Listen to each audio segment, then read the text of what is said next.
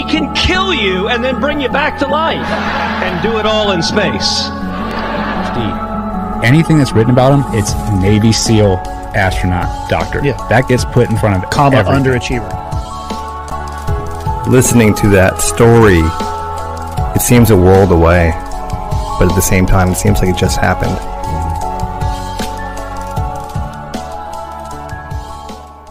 Jonny Kim, Navy SEAL, a doctor, and now he's an astronaut. This impressive portfolio is very few in the world can match. I was curious about what behind his story that take on all the three amazing careers. So, let's visit to learn more from his story. One thing I learned from his Joko podcast was that his life isn't always on the path of the greatness. Yeah, so first generation Korean American, my parents immigrated to the States. And growing up for me was, there were some hard times growing up. Jonny's father is an alcoholic and frequently abused his wife and Jonny. I want to be clear, I have no ill feelings against my father, and I have forgiven him of the years of abuse that he gave. With the abuse, most of it was directed at my mother, verbal and the physical abuse. I remember always kind of being scared to go to sleep sometimes because,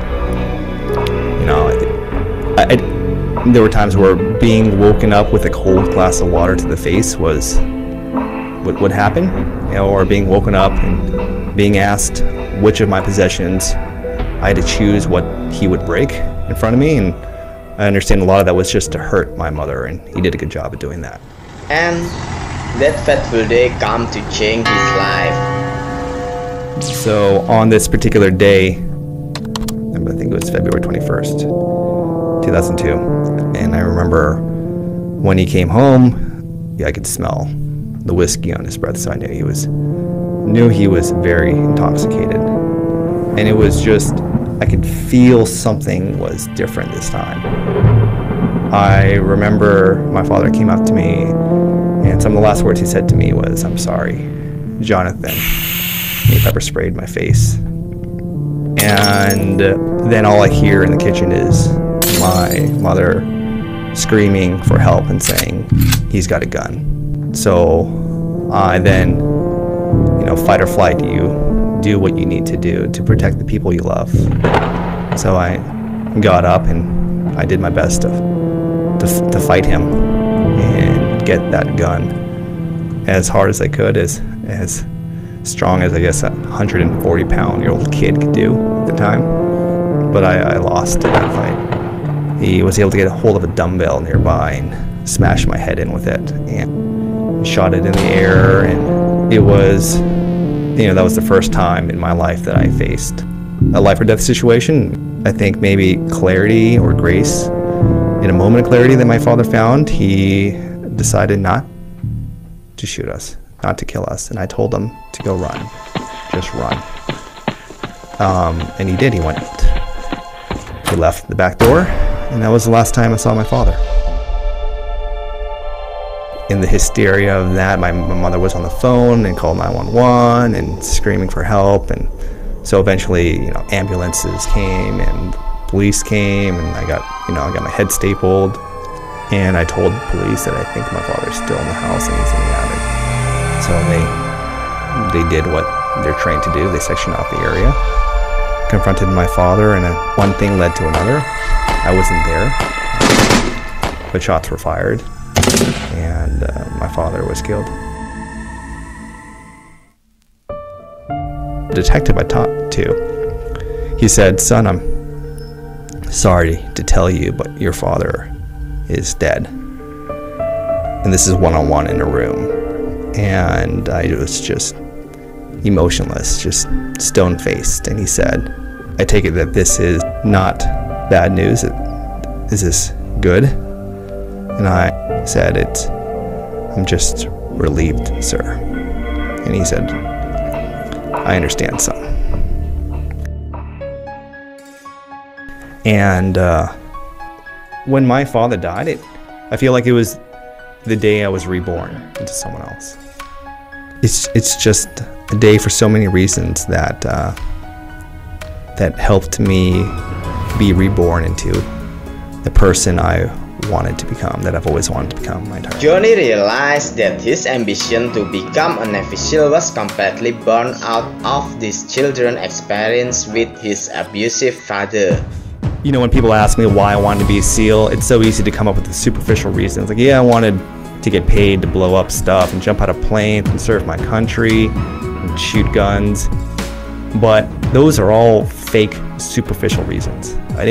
Those are absolute pluses, but that is not why I wanted to be a team guy. I wanted to transform my life. I wanted to learn the skills, to develop the strength, to become a different person, to find my identity, be someone that could protect the people that I loved that couldn't protect themselves. Fresh out of the high school in 2002, Jonny would enlist in the United States Naval Special Wear Command and endure his training to become a SEAL. After completing his training, would then be deployed to the Middle East and participating in over 100 combat missions. On August 2006, during an operation, Jonny's best friend, Ryan, was struck in the face by an enemy sniper. You know, Ryan was hit in the face, and I remember that radio call coming out from Leif saying that Ryan had been hit. I remember going on the roof and seeing Ryan lying down in a pool of his blood. I remember Leif and Chris at his side, and Leif was holding his hand,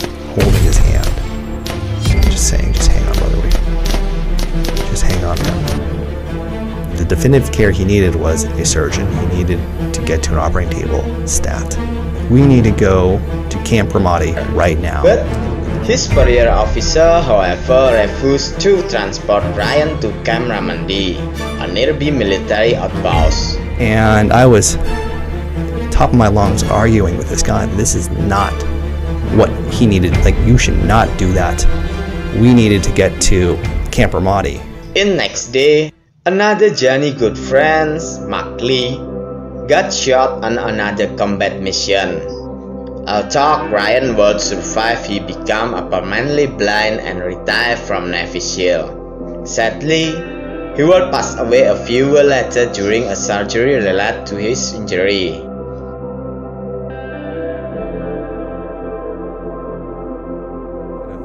Something more. I could have stood up for my friend a little bit more. I could have done something. Ryan deserved a better chapter of what happened that day. As you know, we lost Mark Lee on that day. It's hard to articulate in words what that day did. A piece of us stayed there that day, died with us. We lost two really good men.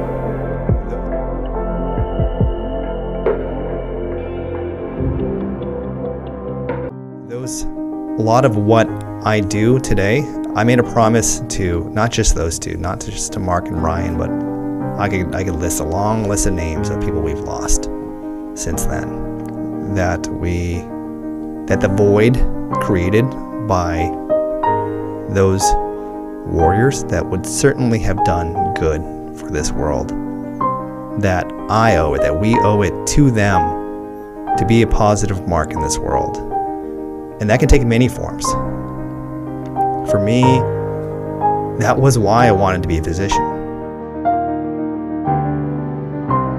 After that deployment, Jonny had his mind to become a physician. Serving one more deployment on military, Jonny then go on to do his undergrad at University of San Diego and then his Doctor of Medicine of Harvard Medical School.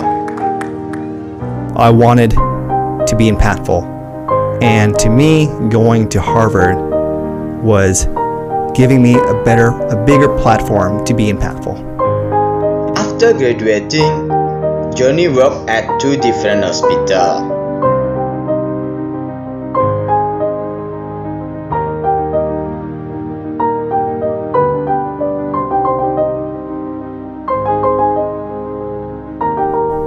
It didn't really matter that it was medicine, and it was just natural for me because that's what I was involved in, to take that level of service to a higher calling. At the same time, another calling came out to him. One small step for man, one giant leap for mankind. And the first time I heard about NASA and this opportunity, I don't have a great story for it. So while studying in the Harvard, Jonny met veteran NASA astronaut Scout Barasinski, who inspired him to apply to become an astronaut candidate. Jonny learned from Scout how that NASA impact not just for America, but humanity in this world. And Jonny saw that this career path totally aligned with his promise that he made to bring positive change in our world in the name of those that he loved. So once I learned a little bit about that type of impact, and that you can have a huge impact on the next generation, and that's when I put my name in the hat and wanted to be an astronaut. But trying to become an astronaut is completely consistent with my promise to leave a positive impact in this world. And that's how I honor the brothers we lost. And I will never stop until the day I die.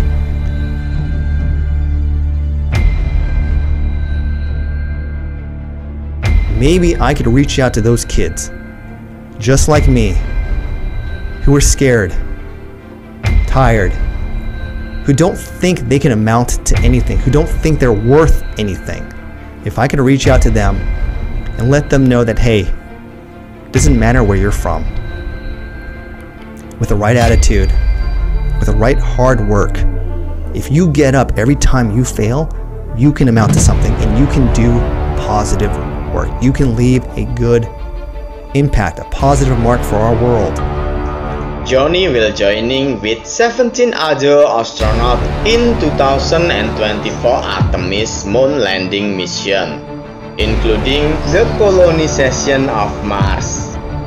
That's his story that he's sharing for us on Joko Willing Podcast. Everyone has their story. I don't think my story is any more important than anyone else's. We talked a little bit about where I came from. That scared little boy that grew up under my father's shadow, I never thought I could have been a SEAL or a doctor or an astronaut. You can be born with bad cards. You don't need to have it all, but you have a choice and the power to craft your own destiny, your own